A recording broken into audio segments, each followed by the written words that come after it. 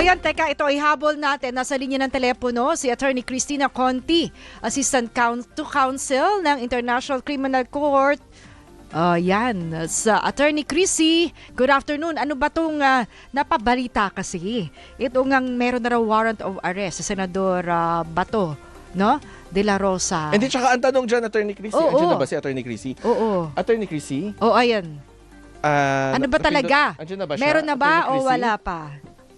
Pakapindot yata sa telepono. Ayan. Attorney Chrissy, yun nga, may inihain din sa Korte Suprema na TRO. Wala naman lumalabas yung kampo ni warrant of Senador. arrest. Diba?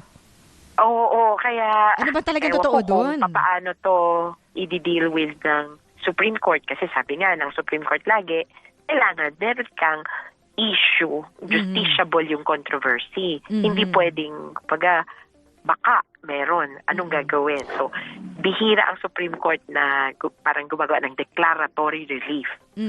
O yung wala pang kaso, wala pa yung insidente, wala pang napahamak, magdidesisyon sila. So, naabangan din namin kung anong magiging treatment ng Supreme Court dito. Meron na ba talaga, Attorney Chrissy, na warrant of arrest? Isa ko sa nag-message kay Attorney Chrissy nung Sabado Oo. Meron ba o wala? Neither confirm nor deny. Kasi confidential. Proseso ito ng ICC.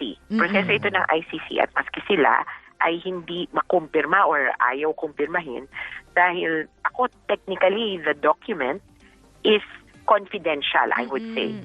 Pero ano bang proseso, Attorney Chrissy? Pero yung kasi Sabado rin, naglabas ng pagpapasyang ICC na lahat ng mga warrants ay secret na. So ito ba ay kumpirmasyon na meron o ito'y ano pa ibig sabihin nun? Ang hirap talaga, ang mga Pilipino talaga, 1+1, ano?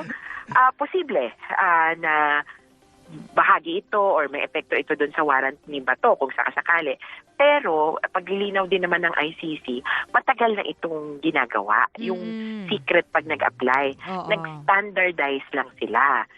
Tapos yung malinaw dito yung application ng prosecutor by default, parang ganon, is secret unless i-public nila. Gawain na nila ito noon. Kaya lang medyo mas higpit sila. Kasi sabi ko anong material basis or material na effect? Technically, wala.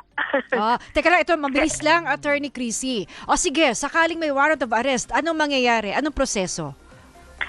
Ang sa amin po, surrender according to the procedure stated in the Rome Statute, which also refers to the process of arrest in Philippine law. Okay, yung surrender, dalawang parte yan.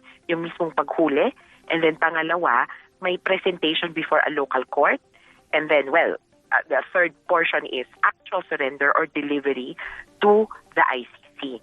Yung pangalawang parte, which is presentation before a competent judicial authority, ay ang pinagtatalunan dahil required yan sa member state. Pero sabi nga ng Pilipinas, hindi kami member state. Kaya baka dediretso from arrest, mismong pag-restrain dun sa tao, dediretso ng arrest to surrender or turnover sa ICC. Walang effect yung katabing Santo Niño kasi may pinost si Senator Bato kanina na may katabing Santo Niño. Santo Niño.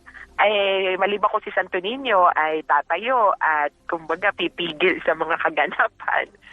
Walang effect. Okay. Nako, Attorney Cristina Conti, maraming salamat. Konti lang po yung oras natin. Bukas siguro, no? Tawagan natin ulit siya para mas malinaw pa talagang maipaliwanag sa atin yung proseso dyan. Alright. Maraming salamat, Attorney Cristina Conti, Assistant to Counsel, ICC.